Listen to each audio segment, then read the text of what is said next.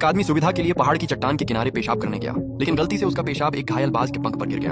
अगले ही पल बाज का घायल पंख ठीक हो गया। आदमी को धन्यवाद देने के लिए बाज उसके कान के पास उड़कर आया और बोला, तुम्हें गांव के मुखिया की बात माननी होगी और उस विधवा से शादी करनी होगी। जब वह घर वापस आया तो सच में गांव का मुखिया उसके पास आया। मुखिया बोला, मैं चाहता हूं कि तुम उस विधवा से शादी कर लो, इससे एक परिवार की जान बच जाएगी। इसमें शर्म की क्या बात है? दाजवांग ने मन ही मन सोचा, पिछली जिंदगी में मुझे लगता था कि विधवा से शादी करना शर्म की बात है, लेकिन समय बदल गया, शिकार करना भी बेकार हो गया और मैंने पूरी जिंदगी अकेले गुजार दी। अब जब मुझे दूसरी जिंदगी मिली है तो मैं चिनलान को कैसे छोड़ सकता हूँ? वह पूरे इलाके की सबसे खूबसूरत विधवा है। दाजवांग ने मुखिया से कहा, मुखिया जी मैं तैयार हूँ। मुखिया खुश होकर बोला, जब तुम शादी करके अपना घर बसा लोगे तो उसके परिवार की 3 एकड़ जमीन भी तुम्हारे भरोसे होगी। दाजवांग बोला, मैं समझ गया, चलिए अभी चलते हैं। रास्ते में एक आदमी ने पूछा, चांगवेई चाचा, दाजवांग को कहाँ ले जा रहे हो? कहीं अमीर बनने तो नहीं जा रहे? चांगवेई बोला, जो बात तुम्हें नहीं जाननी चाहिए उसमें मत पड़ो। दूसरा आदमी हंसकर बोला, और कहाँ जाएंगे? साफ है चिनलान के घर जा रहे हैं। एक आदमी बोला, इतना बड़ा आदमी होकर एक विधवा के सहारे जीने जा रहा है, कितनी शर्म की बात है। दूसरा हंसते हुए बोला, तो सच में विधवा से शादी करेगा दाजवांग? इतना दुबला शरीर है, क्या इतनी खूबसूरत पत्नी का खर्च उठा पाएगा? सब लोग हंसने लगे। दाजवांग बोला, जब मैं अच्छा खाना खाऊंगा, अपनी खूबसूरत पत्नी के साथ रहूंगा और बड़े पक्के घर में रहूंगा, तब तुम सब मुझसे जलोगे। कुछ देर बाद वे चिनलान के घर पहुंच गए।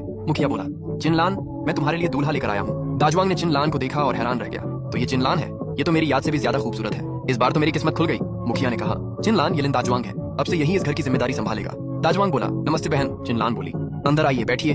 तभी दाजवांग को अपनी पिछली जिंदगी की एक बात याद आई।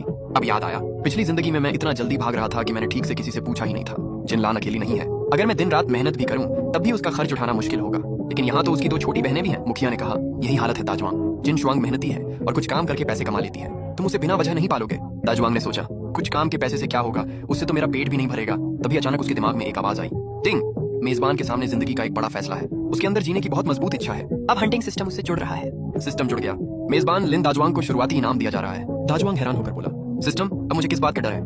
3 लोगों का पेट नहीं भर सकता, मैं तो 30 लोगों का पेट भर सकता हूँ। सिस्टम अभी शुरू हो जाओ। शुरुआती इनाम खुल गया। बधाई हो मेजबान, आपको जानवरों के निशान पहचानने की ताकत मिली है और आपकी ताकत भी थोड़ी बढ़ गई है। चिनलान ने पूछा, दाजवांग आप क्या सोच रहे हैं? आप शादी के लिए तैयार हैं या नहीं? दाजवांग ने मुखिया की तरफ देखा और कहा, मुखिया जी चिंता मत कीजिए, मैं तैयार हूँ। आज से मैं इस पूरे परिवार की जिम्मेदारी संभालूंगा। मुखिया बहुत खुश हुआ, इसने सब कुछ जानते हुए भी शादी के लिए हाँ कर दी।